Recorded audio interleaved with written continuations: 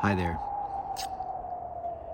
Well, I'm here in Utah, and I love this little sign. It says, basically there's a no stepping beyond the sign little indicator here. It says, why?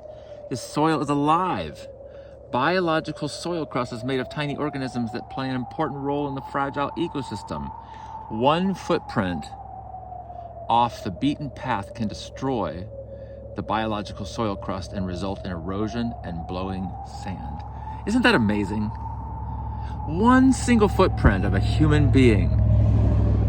You know, there's so many in the world today that erroneously believe that human beings don't impact the environment, that we don't have any effect on it, that the earth is so powerful, it's so powerful that it resists our impact.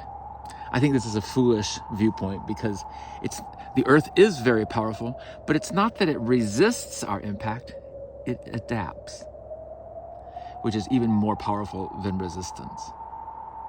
You know, we look at this ground here and we see just stones and rocks and dirt. And maybe we think, how could I impact that?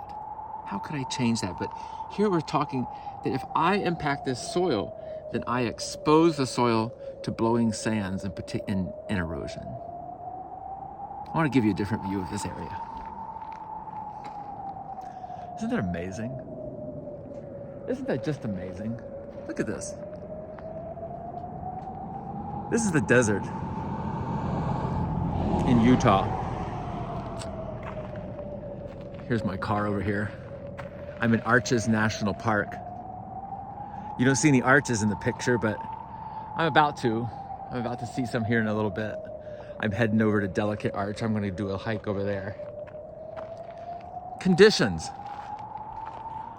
What conditions do you think it was that formed this area? It's an adaptation, actually. These plants, this juniper over here. Look at this beautiful thing. All of its little berries. That's a rugged, tough plant because it's adapted to the conditions. Look at these beautiful things. Look at this life on Earth. Isn't this beautiful? Right here in the desert. You know, when prehistoric Indians, ancient Indians, first came to inhabit this area, it was a lush area. It was filled with water, plants, and life. But over time it dried out and became more arid like it is today.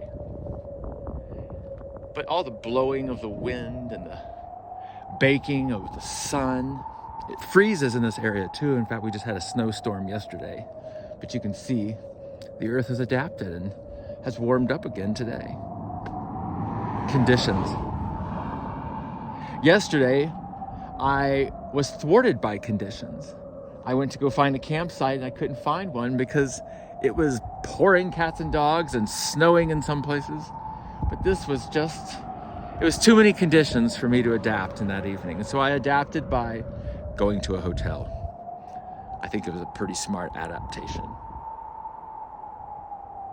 But Earth, all life, adapts to conditions. In fact, that's what evolution is by definition. Evolution is the positive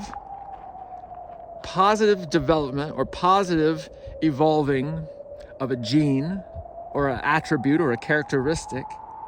And we say positive because it's positively adaptive to changes in the environment, to changes in the conditions. Isn't that amazing? I just think it's amazing. And you know what that tells me? It tells me life is conditional. It's not fixed in stone. Even though there's stone all around us.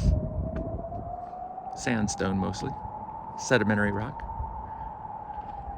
Look at these formations over here. Woo, a little whirl around with a video. Look at these formations over here. All rock. But conditions have caused this to be shaped in the way that they are. Conditions. That's how powerful conditions are. Conditions How do we meet the conditions that we find in our life? Rain is just one of those conditions. How many times have you been thwarted by rain? By water falling out of the sky? Water which doesn't harm us. Water which our bodies are comprised of, which most life is comprised of some form of water, an H2O molecule. And yet, we allow the conditions to negatively impact us instead of taking them on as an opportunity for adaptation. Do you see what life has done with conditions? Look at this beauty. Look at this adaptation. Look at this evolving. Look at this individualistic expression. Look at the uniqueness of adaptation to conditions. Well, let's see what the road ahead has. Take care.